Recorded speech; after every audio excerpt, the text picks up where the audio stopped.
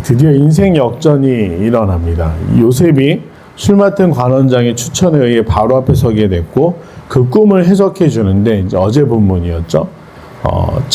살찐암솔곡 그리고 파리한 암솔곡 또 풍성한 곡식 7 다 말아버린 곡식 7 그 의미가 7년의 풍년과 7년의 흉년이 올 것이고 2번 보여주신 이유는 하나님이 그것을 확정하셨습니다. 이제 문제는 그것이 언제 오느냐에 대한 문제만 남은 것이죠. 그런데 보통 여기까지가 꿈의 해석의 영역이었습니다. 그 다음은 뭐가 필요할까요? 보통 꿈을 해석하는 것과 그 꿈에 대해서 적용 내지는 대비하는 것은 별개의 일입니다. 사실 해석은 어떻게 보면 신령한 사람의 몫이겠지만 그 해석을 듣고 준비하는 것은 누구의 몫입니까? 바로의 몫입니다. 그런데 요셉이 탁월한 점이 있었죠. 그 꿈을 해석한 이후에 한 가지를 더합니다. 무엇이었습니까? 그것을 어떻게 대비할 것인가에 대한 방법까지 제시했습니다. 7년의 흉년의 때에 전체 소득에서 5분의 1을 거두어들여 따로 비축하라고 조언합니다. 그래서 바로가 듣기에도 그 요셉의 제안이 너무나도 탁월하기도 했고 또 합리적이기도 했기 때문에 그러면 풍년의 때 흉년을 준비해야 되는구나 라는 것을 깨닫게 되는 것이죠. 전에 제가 사역했던 교회 담임 목사님께서도 그 이야기를 진짜 많이 하셨습니다. 풍년의 때 흉년을 준비해야 된다. 즉 교회 재정이 되었던 성도가 되었던 사람들이 점점 성장하고 늘어간다고 해서 안심할 게 아니라 풍년의 때 흉년을 준비해야 된다. 비단 이게 교회에만 적용되겠습니까? 우리 인생도 마찬가지입니다. 살다 보면 수입이란 게 일정치 않고 어느 때는 또 많이 벌릴 때가 있고 어느 때 부족할 때가 있는데 만약 어리석음으로 많이 벌릴 때 많이 버니까 많이 써야겠다라고 한다면 그 사람에게 어떤 미래가 있겠습니까? 굉장히 요셉의 이 지혜로운 처사로 말미암아 이 바로가 큰 감동을 했고 오늘 바로와 그의 모든 신하가 이 일을 좋게 여긴지라 즉 이 꿈에 대한 해석으로 인해서 자칫 잘못하면 다시 한번 국가 전체에 피바람이 불 뻔했지만 그러지 않았고 오늘 요셉의 현몽으로 말미암아 이제 그 밑에 있었던 신하들까지도 정말 맞구나 정말 지혜로운 사람이구나 인정하며 좋게 여기게 되는 상황이 되었다. 오늘 말씀의 시작은 그렇게 이야기하고 있습니다. 그리고 바로가 그의 신하들에게 이와 같이 하나님의 영에 감동된 사람을 우리가 찾을 수 있으리요 하고 요셉에게 하나님이 이 모든 것을 내게 보이셨으니 너와 같이 명철하고 지혜 있는 자가 없도다. 이것은 평가죠. 오늘 바로는 요셉을 오랫동안 알았던 것이 아니라 꿈 때문에 처음 만난 사이였습니다. 하지만 요셉이 담대하게 바로 앞에서 무엇을 이야기했습니까? 꿈을 해석하시는 분은 하나님이십니다. 이 이집트 사회는 다신교의 국가였습니다.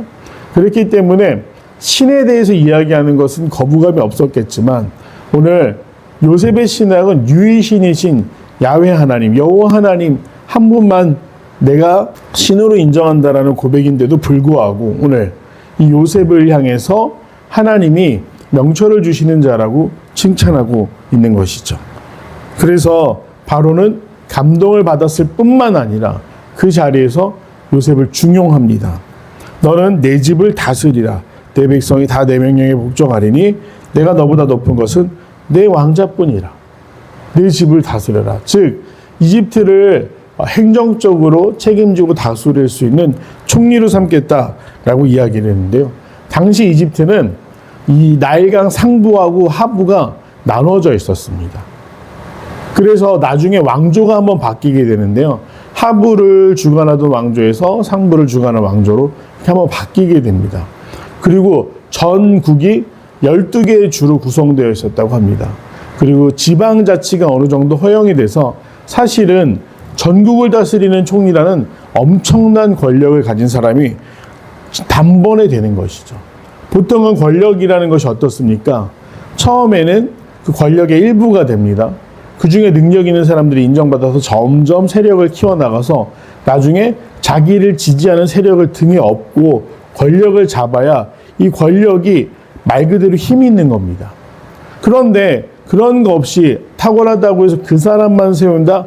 그럼 보통 우리가 세상에서 쓰는 표현으로 이런 표현이 좋지는 않지만 바지사장. 아무 능력도 없고 그냥 그 자리에 세워놓은 사람. 오늘날 대한민국의 정치를 봐도 그런 일들이 너무나 빈번하죠. 그런데 오늘 요셉을 바로가 이렇게 세우고 이 요셉에게 바로의 완벽한 신뢰를 보여주는 일을 그 자리에서 즉흥적으로 합니다. 첫 번째로 한 것은 인장반지를 빼어서 그에게 내어주는데요. 이 인장반지는 뭐냐? 최종적으로 결제할 수 있는 권한 아니겠습니까? 왕이 도장을 찍을 때, 그 다음에 직인을 찍을 때 했던 게 바로 인장반지입니다. 그걸 빼어서 요셉에게 줬다라는 건 네가 오늘 꿈을 해석하고 예비하는 것을 보아하니 이 나라를 다스리기에 부족함이 없다 라고 해서 자신의 인장반지를 빼어줍니다. 그리고 세마포 옷을 입혔다. 근데 이 세마포 옷이라는 건요, 흰색 옷으로 특별히 신관이나 제사장, 거룩한 사람들이 입는 옷이었습니다.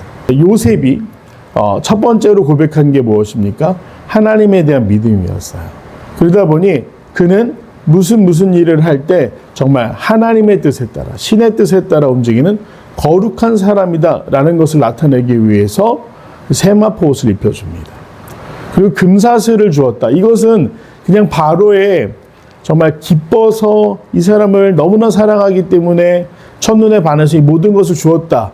그렇게 묘사하기 위함이 아니라 금사슬은 당시에 고관에 오를 때 왕이 하사하는 한 일종의 신분, 증표 같은 것이었습니다.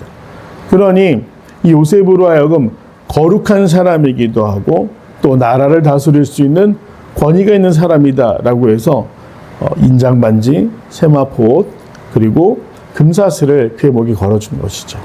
그리고 많은 사람들 앞에 공표하기 어떻게 합니까?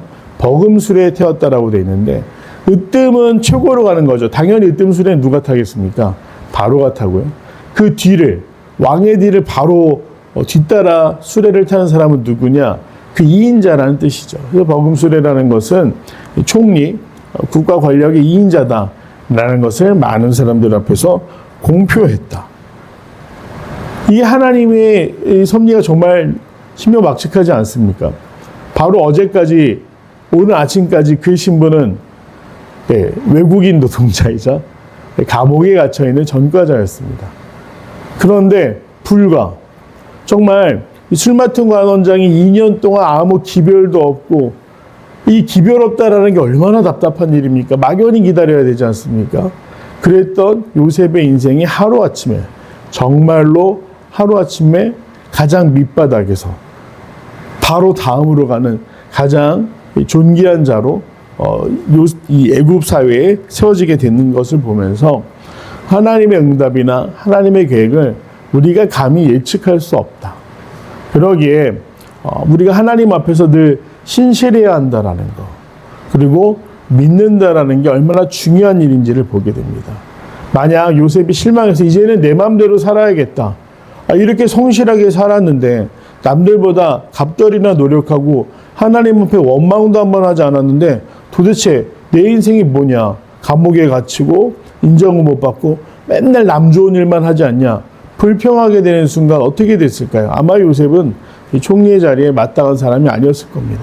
하지만 그는 자신의 상황과 상관없이 하나님 앞에서 신실했기 때문에 하나님이 그를 쓰고자 하실 때 언제든지 준비되어 있는 사람이었다. 그리고 하나님은 그에게 약속하신 것들을 반드시 이루어 주신다라는 것을 오늘 본문을 통해 알 수 있습니다. 44절, 바로가 요셉에게 이르니 나는 바로라. 애굽 온 땅에서 내 허락 없이는 수족을 내릴 자가 없는데 너를 사분합하네요. 신의 대언자, 거룩한 사람. 이 신의 대언자라는 건 신의 목소리를 전달하는 사람이라는 뜻을 주면서 온의 제사장 보디베라의 딸 아스낫을 아내로 주었다.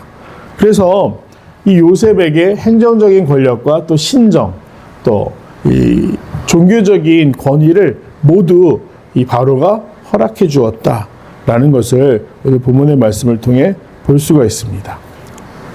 요셉이 10대 중반 혹은 중후반에 이 꿈과 형들에게 행할로 인해서 팔려갔다고 한다면 오늘 요셉이 30에 이집트의 총리가 되는데 그 거기까지 걸린 기간이 사실 짧은 기간은 아닙니다. 근데 인생을 통해 보겠습니다. 뭐 이 당시 평균 수명으로 짧으면 60년에서 또 이 아브라함의 자손들은 유난히 수명이 좀 길었지 않습니까? 80, 90을 산다고 했을 때 사실은 전반전에 불과한 시간에 그는 엄청난 지위에 오르게 됩니다. 사실 인생을 보면 결코 짧은 게 아니죠. 김난도 교수가 썼던 그 아프니까 청춘이다라는 책을 보면 인생 시계라는 것이 나와요. 그 대부분의 사람들이 20대가 되면 엄청난 꿈을 꾸죠. 나는 어떤 사람이 되고 얼마를 벌겠다. 이 30대가 되면 사실은 일하는 과정에 치여서 꿈은 어느새 잊은 채로 살아갑니다. 40이 되면 이제 슬슬 인생의 여러 가지 것들이 보여집니다. 내가 여기서 말하자면 뭐 상류층이 되겠다, 중산층이 되겠다, 아니면 그냥 그날 벌어서 그날 먹고 사는 인생으로 끝나겠다. 40대에 누가 무슨 야망을 꿈꾸고 꿈을 꾸겠습니까? 그러면서 점점 그냥 인생 뭐 있어? 이런 식의 이 삶의 태도를 가지게 되는데 너무나 안타까운 것은 인생 시계로 본다면 전후반을 중년 40, 50대로 나눈다고 한다면 전반전이 끝나기 전에도 많은 사람들이 꿈을 접는다라는 거예요. 그런데 오늘 요셉을 보면 하나님이 어떤 일을 하실지 우리가 가늠할 수 없다라는 거. 아직 우리가 뭐 인생의 전반전을 살고 있는지 아니면 중반전, 후반전을 살고 있는지 각자 처해 있는 상황들은 다 다르지만 하나님이 꾸게 하신 꿈을 포기하는 일은 어리석은 일이다. 그래서 하나님이 언제 어떻게 우리에게 무엇을 허락하실지는 모르지만 성경 안에 많은 사람들이 자신들이 생각할 때가 아니라 하나님이 준비되었다고 생각하는 때 쓰셨다. 요셉이 같은 경우는 30대였지만 아브라함은 75세였고 또 나중에 등장하는 모세는 80세가 넘어 하나님의 꿈에 도전하지 않습니까? 오늘 본문을 보면서 하나님이 나에게 맡겨주신 일들 또 하나님께서 필그림 교회를 위해서 준비하시는 일들이 언제 이루어질지는 모르겠지만 우리는 초조해하지 않고 그 하나님의 때를 기다릴 수 있는 사람이 되어야겠다라는 것을 느끼고 또 볼 수 있게 됩니다. 오늘 요셉에게 놀라운 일을 허락하신 그 하나님께서 우리의 하나님 되심을 고백하며 하나님의 때를 믿음으로 기다릴 수 있는 귀한 성도들이 되시기를 간절히 소망합니다. 내용 관찰 보겠습니다. 1번 바로와 그의 신하들은 요셉을 어떻게 평가합니까? 첫 번째 평가는 하나님 영에 감동된 사람이다. 하나님 영에 감동된 사람. 두 번째 평가는 명철하고 지혜 있는 자였습니다. 하나님의 영에 감동된 사람, 또 명철하고 지혜 있는 자. 2번 바로는 요셉을 총리로 세우며 어떻게 대우합니까? 애굽 온 땅의 총리로 임명했고 자기 인장 반지를 빼어 끼워주고 세마포 옷을 입히고 금사슬을 줌. 네, 다 각자가 의미가 있었죠. 인장 반지는 최종 결정권자가 되었음을, 세마포 옷은 거룩한 신관임을, 금사슬은 공직에 나감을 상징하고 있습니다. 연구와 묵상 3번 바로가 죄수의 신분이던 요셉에게 애굽 총리라는 중책을 맡긴 이유는 무엇입니까? 꿈에 대한 해석이 정확했고 그 일을 대비함에 있어 지혜롭게 대비하는 모습에 신뢰했죠. 그리고 무엇보다 그가 하나님 뜻대로 이렇게 애굽에 좋은 일을 행한다고 한다면 오늘 그와 함께 하시는 하나님이 요셉과 함께 하실 때 결국 누구의 이득이 됩니까? 애굽이라는 나라에, 특히 바로라는 그 통치자에게 큰 이득이 될 것을 믿고 그를 중용하게 됩니다. 꿈에 대한 해석이 정확하고 이를 대비함에 있어 지혜롭게 대처하는 모습에 신뢰하였다. 4번 어떤 상황에서도 하나님과 동행했던 요셉이 높임을 받으며 죄수에서 총리가 되는 대역전이 일어나는 모습에서 무엇을 느낍니까? 첫 번째는 약속을 지키시는 하나님이죠. 그에게 꿈으로 계시하셨고 꿈꾸게 하셨습니다. 그래서 형들이 보라 꿈꾸는 자가 오는도다 라고 놀렸지만 요셉 자신은 그 꿈을 믿었다. 약속을 지키시는 하나님. 또 하나는 우리에게 선한 결말을 주시는 하나님과 신실한 요셉의 태도. 도대체 언제 이루어지는 거에 원망하지 않았습니다. 요셉은 신실하게 기다렸습니다. 그래서 하나님이 어떤 분이신지 또 그 하나님 앞에서 요셉이 어떻게 기다렸는지를 우리가 느낄 수 있습니다. 약속을 지키시는 하나님, 선한 결말을 주시는 하나님, 신실하게 기다린 요셉. 5번 결단과 적용. 내가 하나님의 뜻을 따라 성실하고 정직하게 행동함으로 높임받은 적은 언제입니까? 오늘 하나님과 동행하며 그분의 뜻에 따라 살기 위해 무엇을 실천하겠습니까?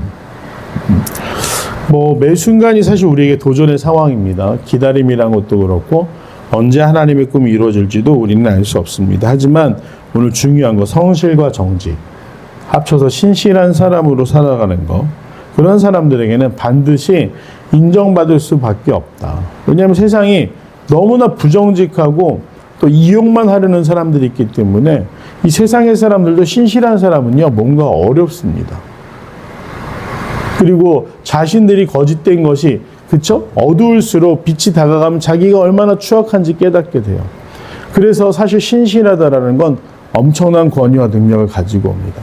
그런데 안타까운 것은 당장에 우리가 볼 때 돈이나 어떤 자리가 능력이 되는 것 같지만 결국은 아니다. 그래서 어느 곳에 있든지 신실한 자에게는 정말 하나님이 주시는 거룩한 권위가 있다라는 거. 이것은 직분이 아닙니다. 목회자냐 아니냐, 어떤 항존직이냐 아니냐 이런 문제가 아니라 신실한 성도는 거룩한 영향력이 있다라는 거. 그리고 오늘 하나님과 동행하며 하나님의 뜻에 따라 살기 위해 무엇을 실천하겠습니까? 우리에게 많은 상황의 도전들이 있지만 하나님 정말 신실하게 하나님을 기대합니다. 이러한 고백으로 내 상황에 집중하는 것이 아니라 하나님의 결말에 집중할 수 있는 귀한 성도들이 되시기를 간절히 소망합니다. 기도하겠습니다. 하늘에 오신 아버지 하나님, 오늘도 말씀으로 우리를 위로하시고 기대하게 하여 주심을 감사드립니다. 오늘 요셉이 하나님의 역사 가운데, 하나님의 주관하신 가운데 주님 정말 존귀한 자가 됨을 봅니다. 아버지 하나님, 우리가 상황으로 인해 위축되고 또 연약해지고 때때로는 너무나 힘들지만 그 상황에 집중하는 것이 아니라 오늘 하나님의 응답, 하나님의 결말을 기대하는 삶을 살아가기로 결단하고 또 기대하오니 용기 내어 주님 손을 붙들기 원하오니 아버지 하나님, 우리를 고와 같이 버려두지 마시고 그 크고 강하신 손으로 붙들어 주시사 우리가 이 환난의 시대와 어려운 시기를 잘 견디어내게 하시고 하나님의 결말을 경험할 수 있는 거룩한 또 신실한 성도들 되게 하여 주시옵소서. 감사드리오며 사랑하는 예수님의 이름으로 간절히 기도드립니다. 아멘.